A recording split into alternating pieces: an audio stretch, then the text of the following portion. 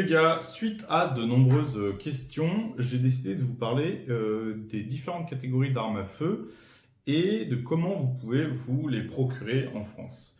Alors, globalement, à titre personnel, il y a trois catégories d'armes que vous pouvez posséder. Les armes de catégorie B, les armes de catégorie C et les armes de catégorie D. Pour les armes de catégorie B, ce sont les plus complexes à posséder. Ce sont tout ce qui va être fusil d'assaut, pistolet, armes de poing, etc. C'est-à-dire des armes qui sont exclusivement pour le tir sportif. Alors là, pour les posséder, il faut bien sûr être inscrit dans un stand de tir. Vous avez un certain temps à passer en stand, avoir votre licence depuis un certain moment, avoir une certaine récurrence dans vos entraînements en tir, et au bout d'un moment, vous pourrez faire une demande en préfecture pour une détention. Et suite à enquête, vous obtiendrez ou non une détention, ce qui vous permettra d'acheter une arme de catégorie B, de la détenir chez vous. Il faudra qu'elle soit stockée dans un coffre quand vous n'êtes pas là. Il y a plusieurs prérogatives à prendre. Mais voilà, et globalement, vous pouvez avoir un petit peu tout ce que vous voulez.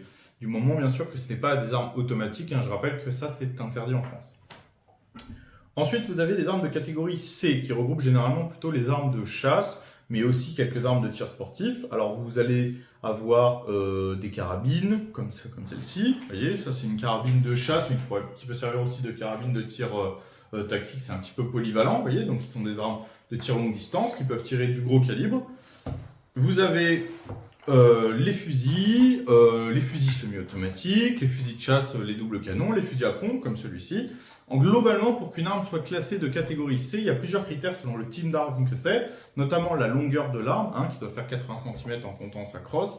Quand c'est un fusil à pompe, 5 cartouches maximum. Quand c'est un fusil semi-automatique, c'est 3 cartouches maximum dans le chargeur. Pour les armes à verrou comme celle-là, je crois qu'il n'y a pas de maximum. Voilà, vous avez un certain nombre de calibres disponibles, donc tout ce qui est calibre 12, comme le fusil à pompe que je vous ai montré, calibre 16, etc.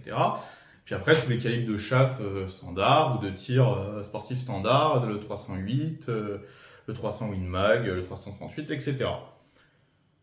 Ça, pour en posséder, qu'est-ce qu'il faut? Il vous faut soit un permis de chasse, soit une licence de tir, c'est-à-dire être inscrit dans un stand de tir et avoir sa licence. À partir de ce moment-là, vous pouvez acheter cette arme et la détenir à la maison. Voilà, vous avez juste à la déclarer en ligne. Vous avez un nouveau service qui s'appelle le SIA, qui est votre atelier numérique. En gros, vous déclarez à l'État que vous possédez cette arme et après, vous pouvez la détenir chez vous.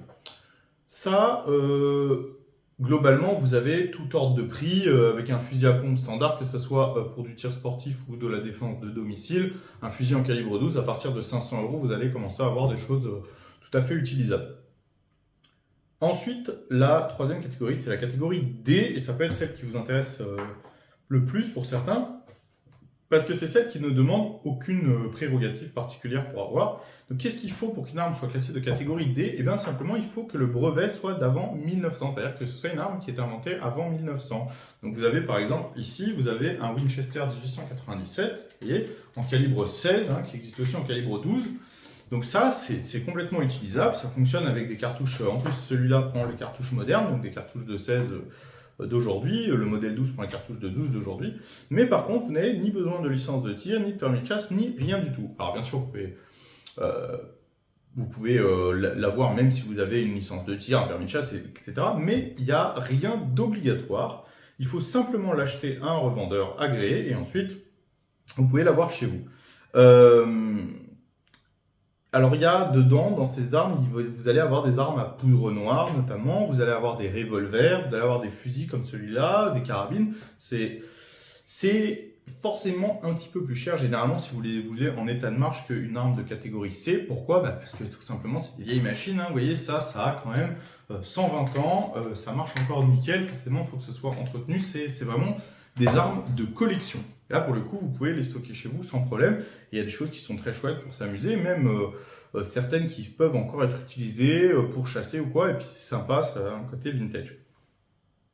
Voilà, globalement, ce que vous pouvez avoir chez vous, c'est pas si compliqué quand on fait les choses bien. Ça vous permet de posséder une arme légalement. En plus de ça, après, vous pouvez vous renseigner, mais sur les armes de catégorie C, si vous n'avez pas l'occasion d'aller en stand de tir, etc., vous pouvez tirer sur des terrains privés à condition que ça remplisse toutes les règles. Avec les armes de catégorie D, le petit problème, ce que je préfère rajouter quand même, c'est que si vous avez des armes qui tirent des cartouches modernes, vous ne pouvez pas en acheter sans licence de tir ou sans permis de chasse. Mais